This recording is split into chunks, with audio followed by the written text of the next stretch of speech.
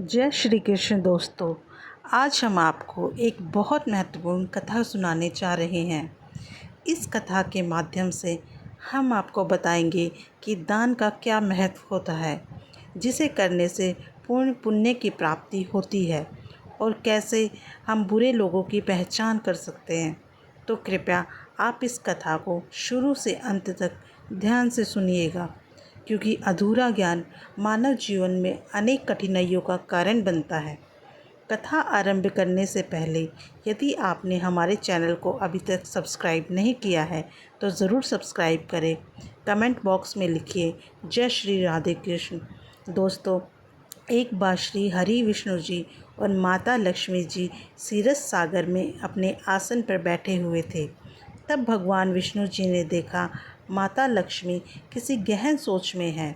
माता लक्ष्मी जी को गहन सोच में देखकर भगवान विष्णु मुस्कुराते हुए बोले, हे देवी, ऐसा प्रतीत होता है आज आप किसी गहन विचार में डूबी हुई हैं। आप निसंकोच होकर अपने प्रश्न पूछिए। आज हम आपके प्रश्नों का समाधान ज़रूर करेंगे। भगवान विष्णु की बातें सुनकर माता लक्ष्मी ने कहा, प्रभु, आज मेरे मन में एक जिज्ञासा है। मैं यह जानना चाहती हूँ कि इस संसार में दान का क्या महत्व है, जिससे पूर्ण पुण्य की प्राप्ति होती है और हम बुरे लोगों की पहचान कर सकते हैं। तब भगवान विष्णु ने माता लक्ष्मी से कहा, हे देवी, आज आपने मानव जाति के कल्याण हेतु बहुत महत्वपूर्ण प्रश्न पूछे हैं। यह प्रश्न मनुष्य को जीवन में अत्यंत मूल्यवान है। इसलिए मैं आपके प्रश्नों के उत्तर एक महत्वपूर्ण कथा के माध्यम से दूंगा, परंतु आपको इस कथा को शुरू से अंत तक ध्यानपूर्वक सुनना होगा। तब देवी ने कहा, प्रभु, मैं पूर्ण कथा ध्यानपूर्वक सुनूंगी और इस कथा का प्रचार समस्त देवलोक में करूंगी। दोस्तों, भगवान श्री हरि विष्णु जी देवी से कहते हैं, हे देवी, बहुत समय पहले की बात है।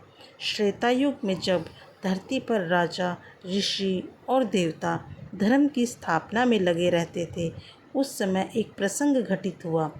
तब मैंने स्वयं मनुष्य और देवताओं को दान का महत्व समझाने की एक अद्भुत लीला रची। सुरग्राम नामक एक गांव में एक राजा रहता था, जिसका नाम था सुयंश। राजा बलवान और धनवान था। उसके खजाने में सोना, चांदी और रत्नों की भरमार थी।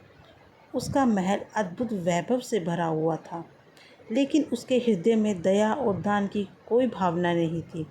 फिर भगवान विष्णु माता लक्ष्मी को बताते हैं कि हे देवी, राजा सदैव सोचता, मैंने परिश्रम और पराक्रम से यह राज्य पाया है, यह धन मेरा है, मैं क्यों किसी को दान दूं।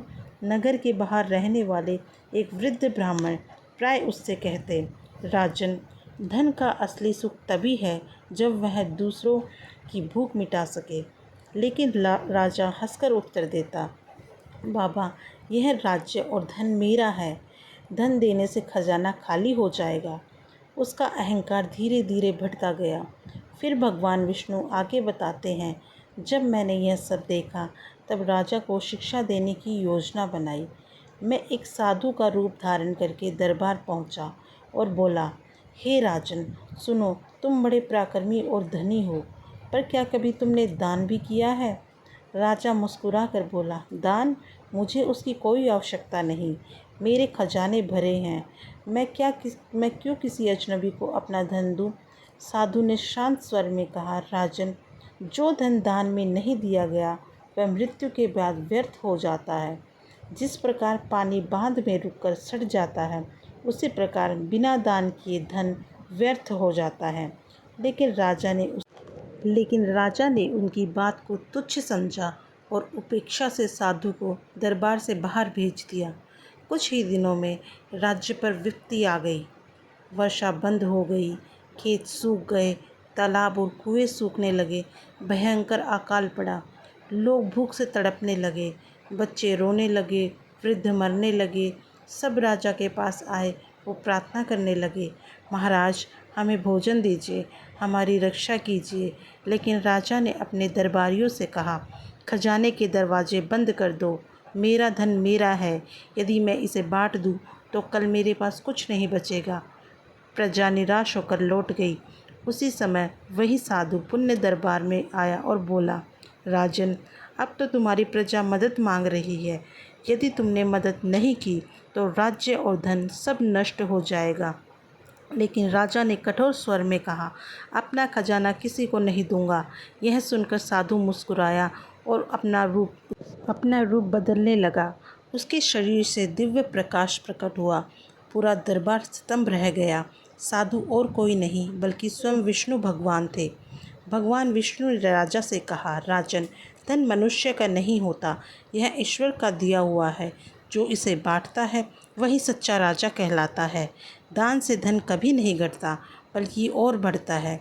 जो दूसरों को भोजन, शिक्षा और सहारा देता है वही जीवन में अमर होता है।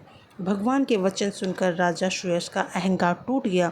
उसकी आंखों से आंसू बहने लगे। उसने हाथ जोड़कर कहा, प्रभु, मैंने बड़ी भूल की, कृपया मुझे क्षमा करें। अब मैं सदा दान और धर्म का पालन करूँगा।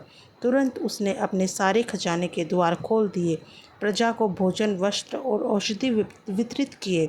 धीरे धीरे अकाल समाप्त हो गया और लोगों के जीवन में फिर से खुशियाँ लौट आई। भगवान विष्णु ने राजा को आशीर्वाद दिया, दान वही है जो बिना अहंकार और बिना उपेक्षा के किया जाए। यही तुम्हें स्वर्ग और यश दिलाएगा।